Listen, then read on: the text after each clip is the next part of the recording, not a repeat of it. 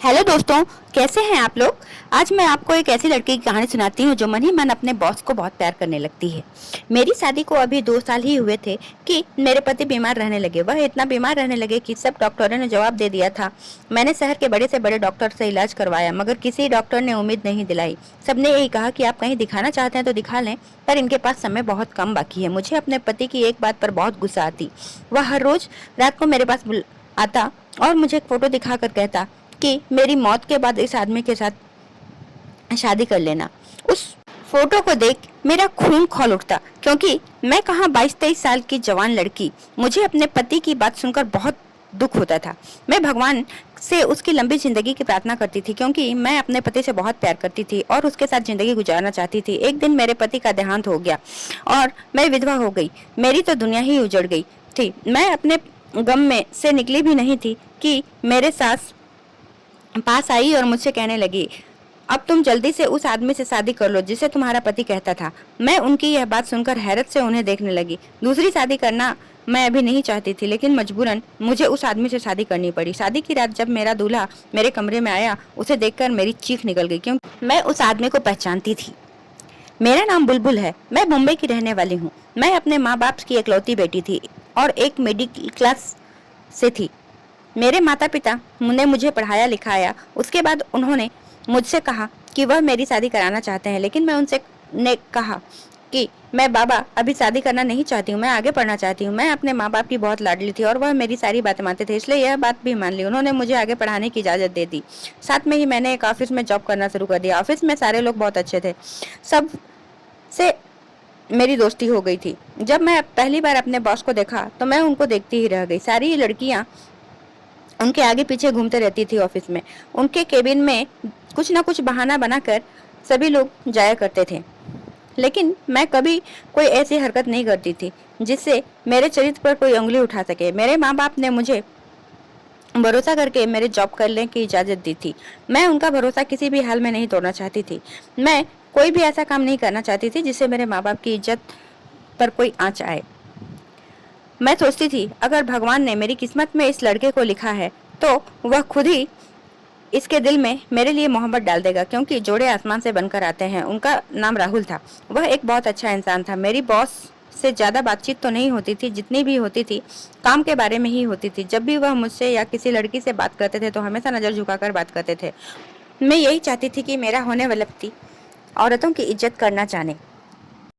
एक दिन राहुल मेरे पास आए और उन्होंने मुझसे कहा, मैं तुम्हें बहुत पसंद करता हूँ और तुमसे शादी करना चाहता हूँ, क्या तुम मुझसे शादी करोगी। मैं तो उन्हें बहुत पहले से ही पसंद करती थी, पर मन में आया कि मैं कह दूं हाँ, लेकिन मैंने कहा, मैं अपने माता पिता की मर्जी के बगैर शादी नहीं कर सकती।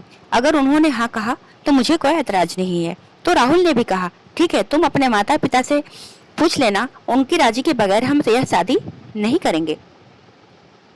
मैं अपने माता पिता को सारी बात बताई और राहुल के बारे में भी बताया कि वो एक अच्छा इंसान है। मेरे घर वाले इस शादी के लिए राजी हो गए तो वह बहुत खुश हुआ, लेकिन मुझे यह सुनकर बहुत हैरत हुई कि राहुल के पिताजी हमारी शादी के लिए नहीं मान रहे हैं। राहुल अपने माता पिता से बहुत प्यार करता था। वो उनकी मर्जी के बगैर मुझसे शादी नहीं कर सकता था, इसलिए उसने मुझे कहा कि जब तक उनके माता पिता नहीं मान जाते मुझे इंतजार करना होगा। मैंने भी कहा, ठीक है, तुम अपने माता पिता को मना लो, मैं तुम्हारा जिंदगी भर इंतजार करने के लिए तैयार हूँ। राहुल ने अपने माता पिता को हर तरीके से मनाने की कोशिश की। आखिर में उसने कह दिया, अगर उनकी मुझसे शादी नहीं हुई तो वह किसी और से भी शादी नहीं करेगा। आखिरकार उसके माँ बाप को भी उनकी जिद के आगे झुकना पड़ा और वह हमारी शादी के लिए मान गए। वह लोग हमारे घर रिश्ता लेकर आए और राहुल की माँ मुझे देखकर खुश हो गई। कहने लगी, मेरे बेटे की पसंद तो अच्छी है। राहुल की माँ की बात सुनकर मेरे दिल को तसल्ली हुई। चलो, मैं उनको पसंद तो आ गई। मैं सोच रही थी कहीं उन्होंने मुझे देखने के बाद मना कर दिया तो क्या होगा। कुछ दिनों बाद मेरी और राहुल की शादी हो गई और मैं अपने ससुराल आ गई। शादी की रात राहुल जब मेरे कमरे में आया तो मुझे देखकर मेरी बहुत ज़्यादा तारीफ करने लगा और कहने लगा कि आखिर मोहब्बत की जीत हुई और आज हम दोनों एक हो गए। राहुल ने मुझसे कहा कि मैं तुमसे बहुत ज़्यादा मोहब्बत करता हूँ। फिर उसने अपनी जेब से एक बॉक्स निकाल कर आगे बढ़ा दिया। उसमें बहुत ही खूबसूरत डायमंड सेट था। मैं राहुल को बोली, यह तो बहुत खूबसूरत है। राहुल ने कहा, खूबसूरत तो बहुत है लेकिन तुमसे ज्यादा नहीं है।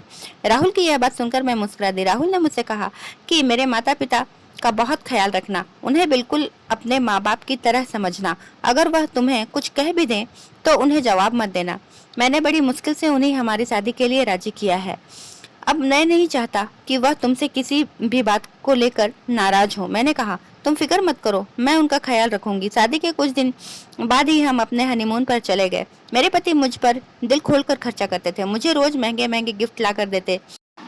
हनीमून से आने के बाद मैंने अपनी सास से कहा कि अब मैं घर की सारी जिम्मेदारी संभाल लूंगी, आप फिक्र ना करें। लेकिन उन्होंने मुझसे मना कर दिया। कहने लगी, घर के सारे काम नौकर नौकरानी करते हैं और खाना मैं बना लिया करती हूँ। मैंने उनकी बात सुनकर सर हिला दिया। मैं घर में सारा दिन फ्री रहती थी, इसलिए राहुल ने मुझसे कहा कि मैं फिर से ऑफिस ज्वाइन कर लूँ, इससे मेरा दिल भी लगा रहेगा।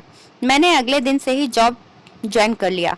अब मैं और मेरे पति साथ में ऑफिस जाते थे, साथ में यही वापस आते थे, साथ में खाना खाते थे। राहुल मुझे अक्सर घुमाने लेकर जाते थे और शॉपिंग पर भी लेकर जाया करते थे। कभी कभी मुझे लगता था कि मेरे ससुराल वाले मुझसे खुश नहीं हैं। जब मैं यह बात राहुल से कहती तो राहुल मुझसे कहते कि ऐसी कोई बात नहीं है, और जब मैं तुम्हारे साथ हूँ तो तुम्हें किस बात की फिक्र करने की जरूरत नहीं है। मेरी एक नंद थी, जब भी मैं उससे बात करने की कोशिश करती या अपने साथ बाहर कहीं ले जाने को कहती तो मेरी सास फौरन मना कर दिया करती थी और कहती कि तुम अपने पति के साथ जाना, अभी तुम्हारी नई नई शादी हुई है, अपने पति के साथ ही घूमो फिरो।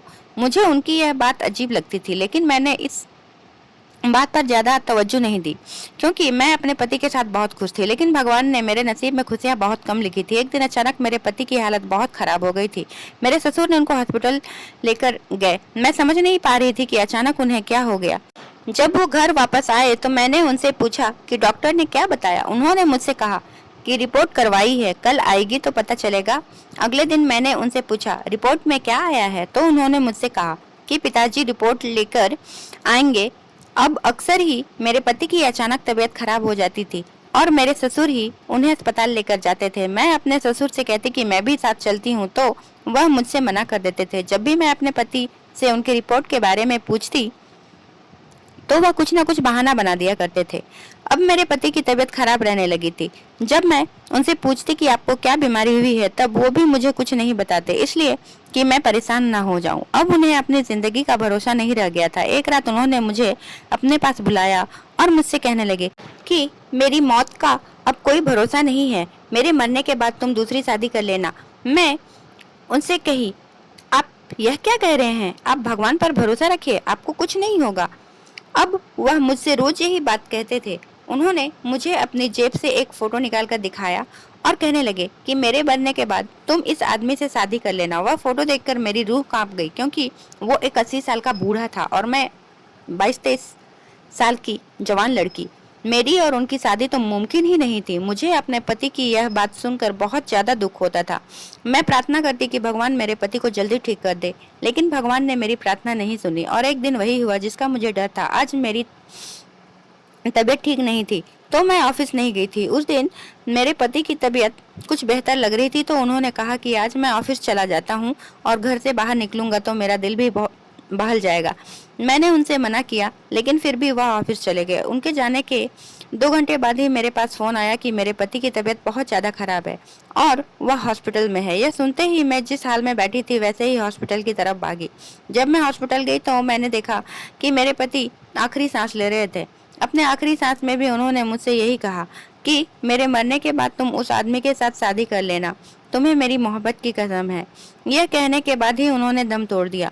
मैं तो जैसे वहां बैठे बैठे पत्थर बन गई थी।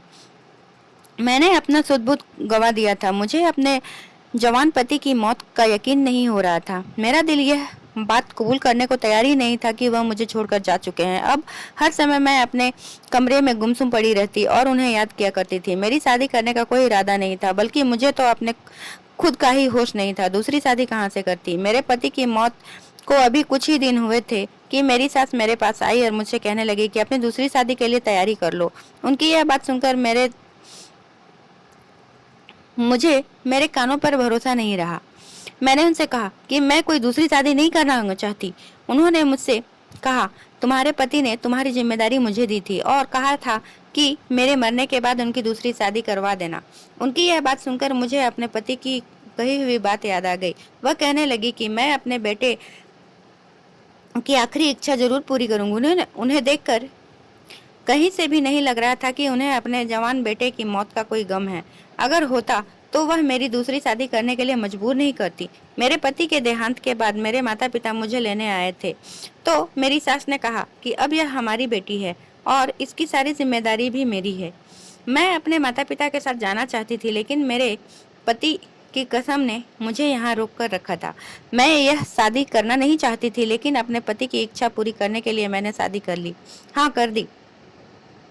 कुछ दिनों के बाद ही मेरी सास ने मेरी शादी करवा दी।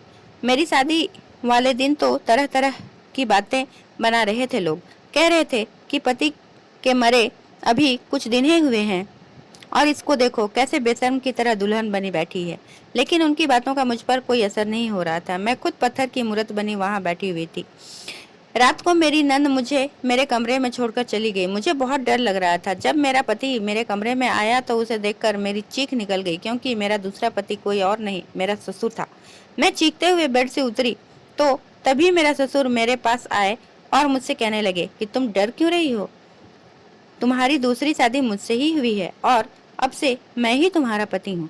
मेरे पहले पति ने मुझे उसकी तस्वीर तो दिखाई थी, लेकिन मैंने वह फोटो ज्यादा गौर से नहीं देखी थी, इसलिए मैं पहचान नहीं पाई थी। लेकिन आज उसे असलियत में अपने सामने देखकर मेरी आंखें फटी की फटी रह गईं। मुझे इस बात का यकीन नहीं हो रहा था। मैंने अपने ससुर से कहा, मैंने आपसे मजबूरी में शादी की है, आप मेरे पति के पिता हैं, मैं आपके साथ ऐसा कुछ नहीं कर सकती। मैंने हमेशा से आपको पिता समझा है। कमरे में शोर सुनकर मेरी सास हमारे कमरे में आ गई और कहने लगी कि ज्यादा हंगामा मचाने की जरूरत नहीं है, अब तुम ही इनकी पत्नी हो।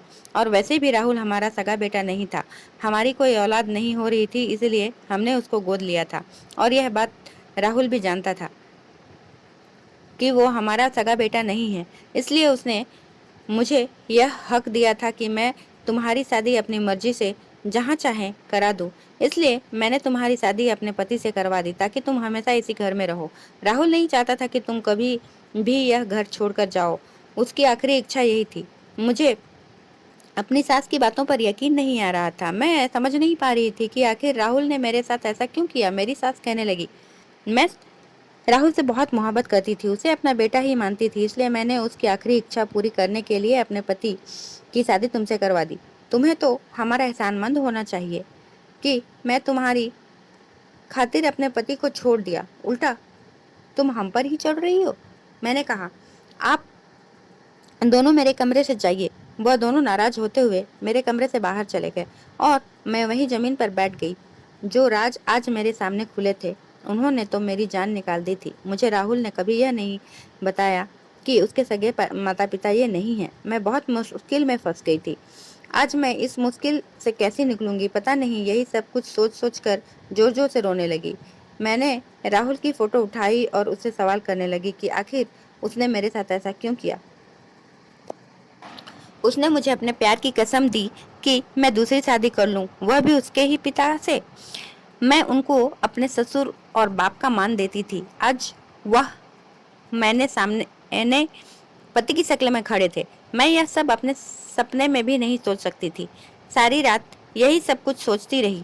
नींद तो मेरी आंखों से कोसों मील दूर जा चुकी थी। सुबह हुई तो एक नौकरानी मेरे लिए नाश्ता लेकर आई। मुझसे कहने लगी कि बड़ी मैडम ने कहा है कि आप नाश्ता कर लें।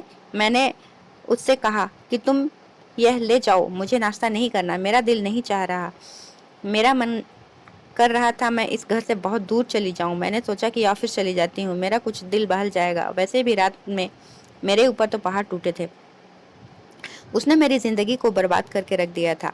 मैं ऑफिस जाने के लिए तैयार हो रही थी कि मेरा दूसरा पति मेरे कमरे में आया और मुझसे कहने लगा, आज तुम ऑफिस नहीं जाओगी, घर में ही रहोगी।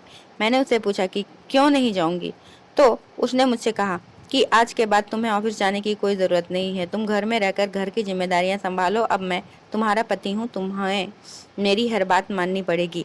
आज से जैसा कहूँगा वैसा ही करोगी। ऑफिस के सारे काम मैं खुद देख लूँगा, तुम्हें उसकी टेंशन लेने की ज़रूरत नहीं है। मैंने गुस्से में उसे देखते हुए कहा, कि मैं ज़रूर ऑफिस जाऊंगी। उसने मुझसे कहा, ठीक है तुम ऑफिस जाओगी, मैं यहाँ तुम्हारे पास तुम्हारे कमरे में ही रहूंगा। यह सुनकर मेरी पैरों तले जमीन निकल गई। फिर वह मुझसे कहने लगा कि अगर तुम चाहती हो मैं यहाँ इस कमरे में तुम्हारे साथ नहीं रहूं तो तुम्हें मेरी हर बात माननी पड़ेगी। मैं उसकी यह बात सुनकर डर गई और सोचने लगी, कहीं ये सच में मेरे साथ मेरे कमरे में रहने आ जाए तो। मेरा तो उसके साथ एक पल गुजारना भी मुश्किल था। मैंने उसे अपने कमरे में बर्दाश्त नहीं कर सकती थी, इसलिए मैं चुप रही और मैंने ऑफिस जाना बंद कर दिया। अपने ससुराल वालों का बर्ताव देखकर मुझे अब समझ में आने लगा था कि मेरी शादी मेरे ससुर के साथ क्यों कराई गई है। राहुल ने अपने मौत से पहले यह घर और अपनी सारी प्रॉपर्टी मेरे नाम कर दी थी, और अगर राहुल की मौत के बाद यहाँ से मैं चली जाती और किसी और आदमी से शादी कर लेती तो यह घर और उसकी सारी जायदाद इन लोगों के हाथ से चली जाती और यह दर दर के भिखारी बन जाते। इसलिए इन लोगों ने मेरी शादी मेरे ही ससुर से करवा दी ताकि मैं इसी घर में रहूं और राहुल की प्रॉपर्टी भी इन लोगों के हाथ से ना निकले, क्योंकि राहुल के असली पिता ने अपने मरने के पहले अपनी सारी जायदाद राहुल के नाम करवा दी थी। मेरी सास ही मेरी सौतन बन गई थी। घर में पड़े पड़े अब मेरी तबीयत खराब रहने लगी थी। मैं ज़्यादा बाहर नहीं जाती थी और ना ही किसी से मिलना जुलना करती थी। हमेशा अपने कमरे में ही रहती थी। नौकरानी मुझे खाना देकर जाती तो मैं खा लिया करती थी, वरना मेरी भूख प्यास तो कब की मर चुकी थी। एक दिन जब मैं नीचे किसी काम से गई, घर के गेट पर वकील साहब को जाते हुए देखा। मैंने अपने पास नौकरानी को बुलाया और उनसे पूछा कि वकील साहब यहाँ क्या कर रहे थे। तो वे कहने लगी, बड़ी साहब की वसीयत के बारे में बताने आए थे। मैं अपने कमरे में आ गई। कुछ दिन के बाद मेरा पति मेरे कमरे में आया और ऑफिस के कुछ पेपर्स पर साइन करने को कहने लगा। अब वह रोज कोई ना कोई पेपर या चेक मेरे पास लेकर आता और मुझसे कहता कि इस पर साइन करो, और मुझे धमकी देता कि अगर मैंने इन पेपर्स पर साइन ना किया तो वह मेरे साथ कमरे में आकर रहने लगेगा। मुझे मजबूरन उसकी बात माननी पड़ती थी, क्योंकि मेरे पास कोई और चारा नहीं था। अगर कभी मैं पेपर पर साइन करने से मना कर देती तो वह मुझे धमकी देता कि वह मेरे कमरे में आकर रहने लगेगा। मैं किसी भी हाल में यह नहीं चाहती थी वह मेरे कमरे में आकर रहने लगे, क्योंकि मुझे उससे नफरत होने लगी थी। एक दिन जब मैं किचन में गई, मैंने उन दोनों पति पत्नी की बात सुन ली। मेरा पति कह रहा था कि राहुल अगर कुछ समय और जिंदा रहता तो हम इससे और ज़्यादा फ़ायदा उठा सकते थे। बहुत जल्दी मर गया बेचारा। मैं समझ गई कि यह लोग कुछ भी कर सकते हैं मेरी जायदाद के लिए। वकील भी अब अक्सर हमारे घर आता जाता रहता।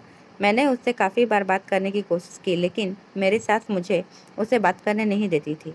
मैं जानना चाहती थी राहुल ने मेरे नाम पर क्या क्या कर रखे हैं, जिसकी वजह से इन लोगों ने मेरे साथ यह सब कुछ किया। आखिर इन लोगों को मुझसे ऐसा क्या चाहिए। अब मैं अपनी ज़िंदगी से तंग आ गई थी और जैसे भी हो इन सब से निकलना चाहती थी। एक रात जब मैंने खाना खाया तो खाना खाते ही मेरी तबीयत बिगड़ने लगी। मेरी नौकरानी जो मेरे पास खाना लेकर आई थी, उसने मुझे चुपके से बता दिया कि मेरी सास मेरे खाने में कुछ मिलाया था, जिससे मेरी हालत ख़राब हो गई थी। मेरी हालत इतनी ख़राब हो गई थी कि मुझे ऐसा लग रहा था कि मैं अब नहीं बचूंगी। यह लोग जितने जालिम थे कि इस प्रॉपर्टी के लिए मेरी जान भी ले सकते थे। मैंने सोचा क्यों ना मैं अपने पति से बात करूं, कुछ भी मुझसे लेना है वह ले लें और बदले में मुझे यहाँ से जाने दें। अपने सास ससुर के कमरे में जाने लगी। मैं उनके कमरे का दरवाज़ा खटखटाने ही वाली थी कि मुझे अंदर से आवाज़ आई। मेरा पति अपनी बीवी से कह रहा था कि आइंदा तुम यह बात अपनी जुबान पर मत लाना, किसी को पता चल गया तो अच्छा नहीं होगा, और बुलबुल को तो यह बात बिल्कुल ही पता नहीं चलनी चाहिए। मैं सोचने लगी कि अब यह लोग मुझसे और क्या छुपा रहे हैं। ये दोनों हमेशा ही चुप चुप कर बातें करते रहते थे। मुझे इनकी बातों से कुछ समझ नहीं आया, लेकिन मैं जानना चाहती थी इन दोनों का राज क्या है।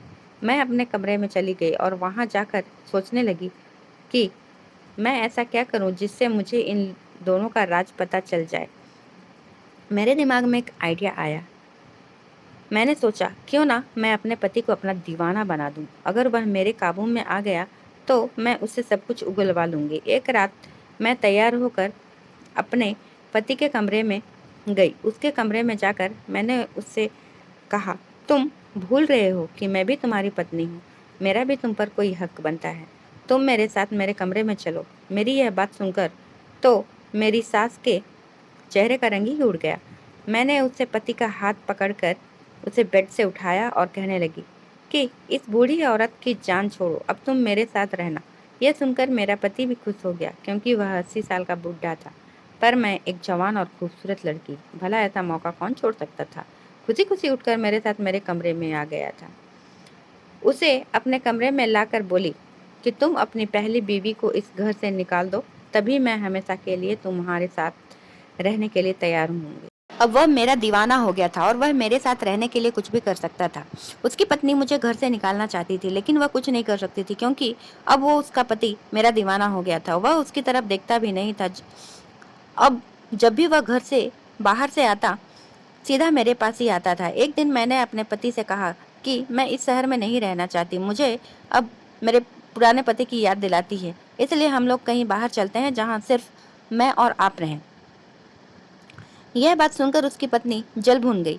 मैंने ऐसा इसलिए कहा था ताकि वो सब कुछ उगल दे, और मेरे प्लान के मुताबिक ऐसा ही हुआ। एक दिन वह खूब जोर जोर से अपने पति के ऊपर चिल्ला रही थी और कहने लगी कि तुम अभी बुलबुल को तलाक दे दो। मेरे पति ने कहा, हल्के बोलो, वो सुन लेगी।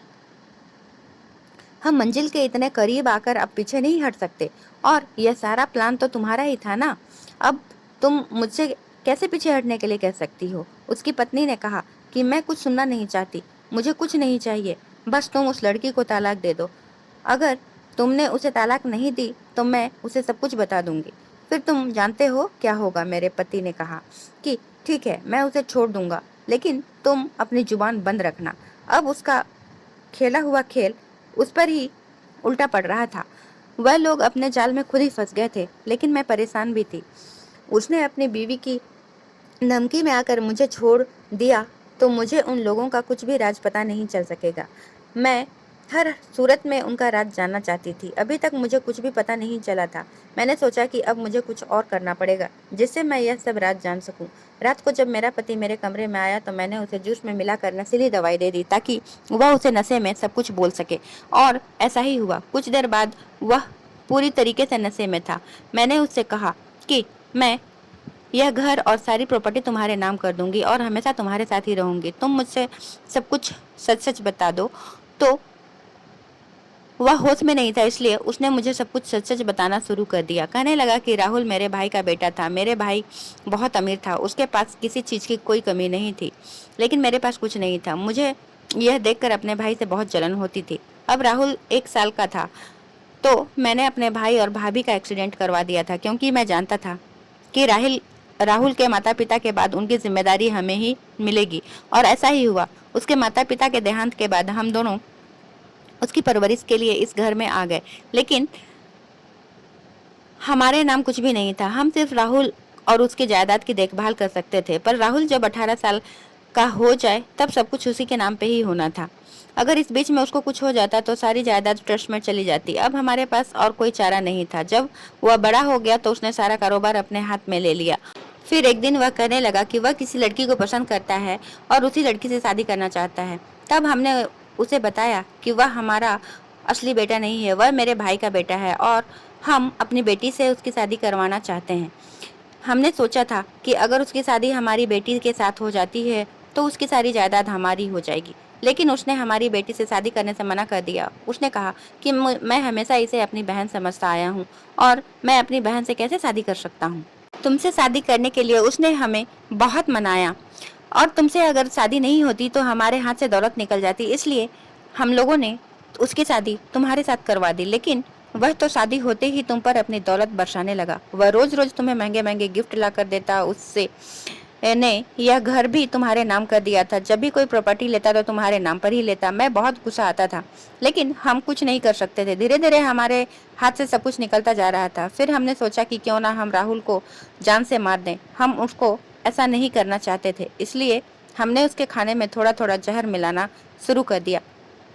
जब भी वह रोज खाना खाता तो उसकी तबीयत खराब हो जाती। धीरे धीरे जहर उसके पेट में जा रहा था। इसी वजह से मैं उसे अकेला ही डॉक्टर के पास लेकर जाता।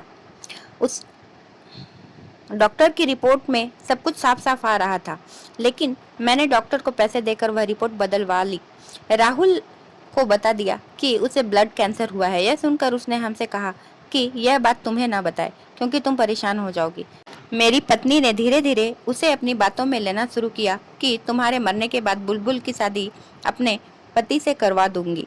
पहले तो उसने मना कर दिया। मेरी पत्नी ने उससे कहा कि अगर बुलबुल की शादी कहीं और होती है तो पता नहीं कैसे लोग मिलेंगे, बुलबुल का ख्याल रखेंगे या नहीं। अगर तुम उसकी शादी के लिए मान जाते हो तो इस घर में ही वह रहेगी और उसका बहुत ख्याल रखेंगे हम लोग।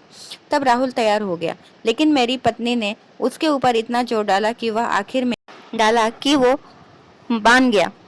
तुम्हें किसी तरह की कोई परेशानी न हो इसलिए उसने अपना घर और जमीन जायदाद सब कुछ तुम्हारे नाम पर कर चुका था। हमने उसे बहुत रोकने की कोशिश की, फिर भी वह नहीं माना, इसलिए हमें उसके साथ यह करना पड़ा। यह सुनते ही मेरे रोंगटे खड़े हो गए और मैंने उनको पकड़ते हुए कहा कि तुमने मेरे राहुल के साथ क्या किया।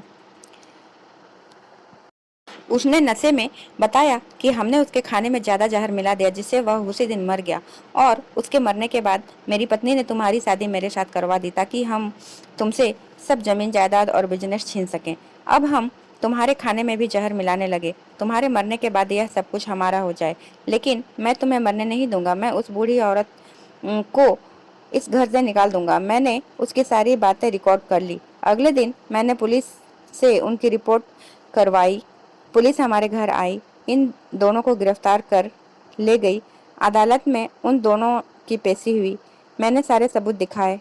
सारे सबूत देखते ही जज साहब ने उनको उम्र कैद की सजा सुना दी। अब वह दोनों अपनी बाकी की जिंदगी जेल में ही गुजारेंगे। मैंने राहुल के नाम से एक हॉस्पिटल खुलवाया, इसमें गरीब लोगों का इलाज मुफ्त होता था। अब मैंने अपनी दूसरी शादी नहीं की क्योंकि लोगों से मेरा भरोसा उठ चुका था। काश उन लोगों ने राहुल के साथ ऐसा नहीं किया होता। राहुल तो उनसे अपने सगे माता पिता से भी ज्यादा मोहब्बत करता था। अगर वह एक बार बता देते कि उन्हें जमीन जायदाद चाहिए तो राहुल खुशी खुशी उनके नाम पर कर देता, लेकिन उन लोगों ने अपने लालच में आकर मेरे पति को मुझसे छीन लिया। ऐसा करते हुए उनके हाथ पैर नहीं कांपे।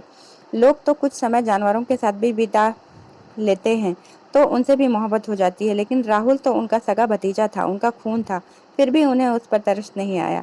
इन लोगों के लिए हमेशा मेरे दिल में बददुआ ही निकलती है जिन्होंने जवानी में ही मेरे पति को मुझसे छीन लिया। दोस्तों, उम्मीद करती हूँ आपको मेरी यह कहानी पसंद आई होगी।